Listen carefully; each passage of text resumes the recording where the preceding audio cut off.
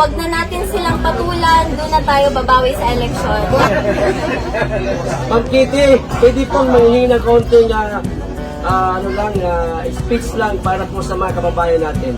So, yun sa mga kababayan ko, yun nga, patuloy lang yung pagdasal natin. Huwag natin kalimutan kumain at matulog.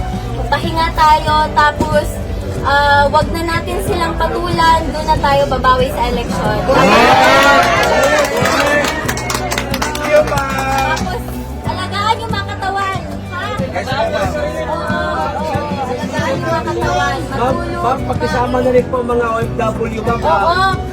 Nakita ko sa internet, ang daming mga protest, mga prayer rally ng mga OFW. So, maraming salamat sa inyo lahat.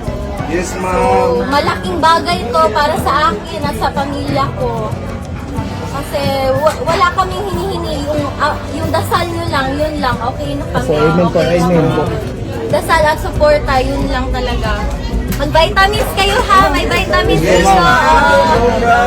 Maraming salamat sa vitamins, ma'am. Oo. Hindi yan, donation. Donation pa yan. Salamat sa inyo. Salamat.